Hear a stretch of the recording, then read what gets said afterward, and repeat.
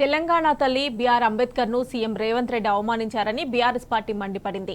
తెలంగాణ ప్రజలకు రేవంత్ క్షమాపణ చెప్పాలని నర్సంపేటలో భారీ ర్యాలీ నిర్వహించింది. తెలంగాణ తల్లి అంబేద్కర్ విగ్రహాలకు మాజీ ఎమ్మెల్యే పెద్ది సుదర్శన్ రెడ్డి పాలాభిషేకం చేశారు. తెలంగాణ తల్లి విగ్రహం మార్చి రేవంత్ ద్రోహం చేశాడని ఆయన విమర్శించారు. అంబేద్కర్ వర్ధంతి సందర్భంగా సీఎం రేవంత్ కనీసం పూలమాల కూడా వేయలేదని విరుచుకుపడ్డారు.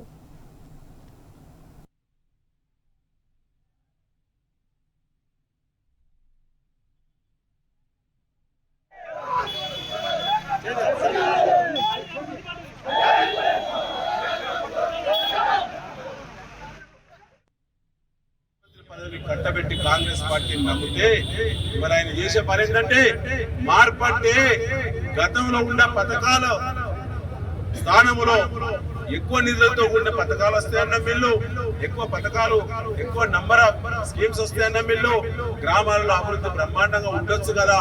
కేసీఆర్ గారిని 10 సంవత్సరాలు చూసినాం కాబట్టి ఒకసారి అవకాశం ఇద్దామని చెప్పి నమ్మితే వారు ఉన్న పథకాలన్నీ గుణగొట్టిల్లు, రైతులను నెట్టేయడం ముంచిల్లు. 10 ఏళ్ల కింద తెలంగాణ రానప్పుడు రైతుల దుస్థితి ఎట్లుందో ఇవాళ అట్లే ఉన్నది. ఇలా కుల సంఘాలు, ప్రజా సంఘాలు అందరూ కూడా మేధావులు ఆలోచించాల్సిన అవసరం ఉన్నది. ఇలా రాజకీయ కక్ష ఉంటే కేసీఆర్ మీద పోరాడు, రేవంత్ నీకు దమ్ము ధైర్యం ఉంటే మా మీద కొట్టాడు, లేదా మమ్మల్ని లోపలై మా మీద తప్పుడు కేసులు పెట్టు, నీ కక్ష ఉంటే తీర్చుకో.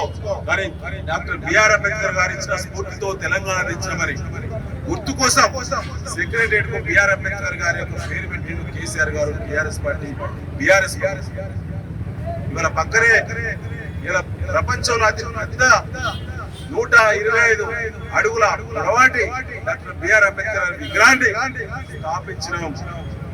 ఇవాళ తాళాలేస్తావా బిఆర్ అంబేద్కర్ గారిని? తాళాలేస్తావా? మరి జయంతి సందర్భంగా వేసినావు, నిన్న వర్ధంతి సందర్భంగా అవమానపరిచినావు. ఇలా తెలంగాణ తల్లి రూపాలను లేకుండా ప్రయత్నం చేస్తా ఉన్నాం. ఆనాడు తెలంగాణ స్టేట్ ఇంగ్లీష్ లో టీఎస్ అని ఉంటే దాన్ని టీజీ అని పెట్టి వేల కోట్ల రూపాయలు మట్టిపాలు చేసిన